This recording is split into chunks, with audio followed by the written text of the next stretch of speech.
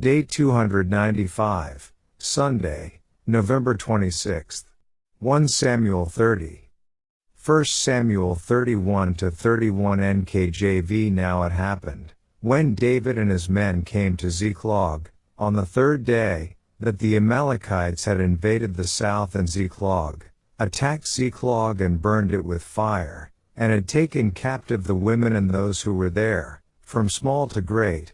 They did not kill anyone, but carried them away and went their way. So David and his men came to the city, and there it was, burned with fire, and their wives, their sons, and their daughters had been taken captive. Then David and the people who were with him lifted up their voices and wept, until they had no more power to weep. And David's two wives, Ahinoam the Jezreelitess, and Abigail the widow of Nabal the Carmelite, had been taken captive. Now David was greatly distressed, for the people spoke of stoning him, because the soul of all the people was grieved, every man for his sons and his daughters.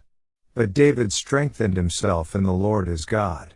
Then David said to Abiathar the priest, Ahimelech's son, please bring the ephod here to me. And Abiathar brought the ephod to David.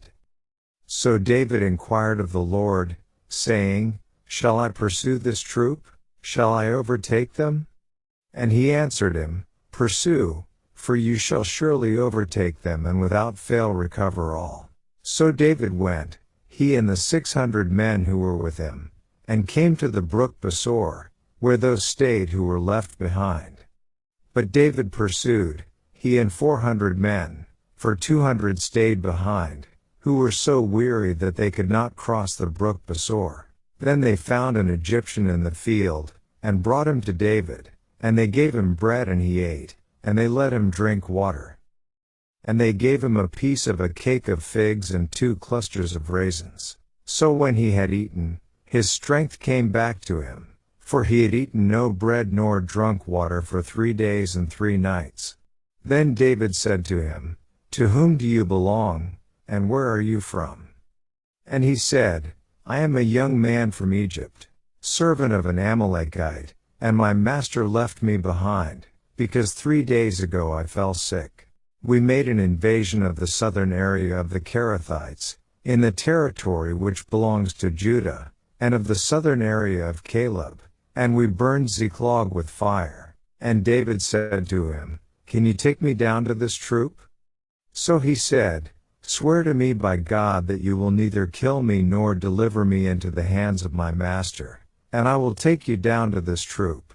And when he had brought him down, there they were, spread out over all the land, eating and drinking and dancing, because of all the great spoil which they had taken from the land of the Philistines and from the land of Judah. Then David attacked them from twilight until the evening of the next day. Not a man of them escaped, except 400 young men who rode on camels and fled. So David recovered all that the Amalekites had carried away, and David rescued his 2 wives. And nothing of theirs was lacking, either small or great, sons or daughters, spoil or anything which they had taken from them. David recovered all. Then David took all the flocks and herds they had driven before those other livestock, and said, This is David's spoil. Now David came to the 200 men who had been so weary that they could not follow David, whom they also had made to stay at the brook Besor. So they went out to meet David and to meet the people who were with him. And when David came near the people, he greeted them. Then all the wicked and worthless men of those who went with David answered and said, Because they did not go with us, we will not give them any of the spoil that we have recovered, except for every man's wife and children, that they may lead them away and depart. But David said, My brethren, you shall not do so with what the Lord has given us, who has preserved us and delivered into our hand the troop that came against us. For who will heed you in this matter? But as his part is who goes down to the battle, so shall his part be who stays by the supplies. They shall share alike. So it was, from that day forward, he made it a statute and an ordinance for Israel to this day. Now when David came to Ziklag, he sent some of the spoil to the elders of Judah, to his friends, saying, "Here is a present for you from the spoil of the enemies of the Lord, to those who were in Bethel, those who were in Ramoth of the south, those who were in Jatir, those who were in Aroer, those who were in Siphmoth, those who were in Eshtemoa, those who were in Rishal, those who were in the cities of the Jerahmeelites, those who were in the cities of the Kenites, those who were in Hormah, those who were in Korshan, those who were in Athach, those who were in Hebron, and to all the places where David himself and his men were accustomed to rove." Daily Deep Dive. The UCG reading program states, having left the gathering of Philistine forces at Aphek, David and his troops marched the 50 miles back south to Ziklag, about a 2-day march, and they arrived the third day. Verse 1. Upon returning, they find that the city has been invaded by the Amalekites. Why God has allowed this to happen is not revealed. Perhaps it is to bring further destruction upon the Amalekites. Perhaps it is to keep David from returning north to aid the Israelites against the Philistines. Whatever the case, God does allow it to happen and once again shows his mercy and power to David. Here's what we do know. 1. Instead of acting out of vengeance and anger, David appeals to God for an answer. 2. God delivers everything back to David, plus enough spoils to share with more than a dozen cities that David has frequented. 3. David's mercy is also evident as the spoils are shared with the men who were willing but not able to continue the journey to fight the Amalekites, to the dismay of others referred to as wicked men or, literally, men of Belial. Don't forget, when David was anointed to be the next king of Israel by Samuel, the Spirit of God came on him from that day forward. 1 Samuel 16:13.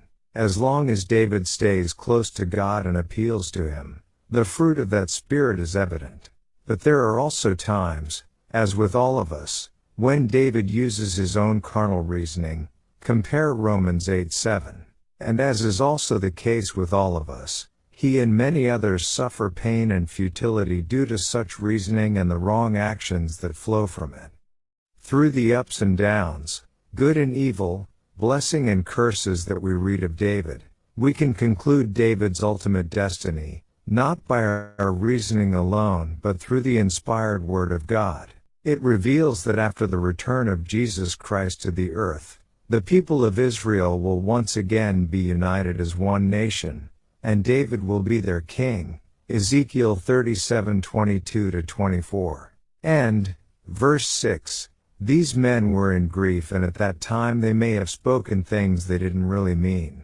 It's important to give people the time to work through their emotions when grieving.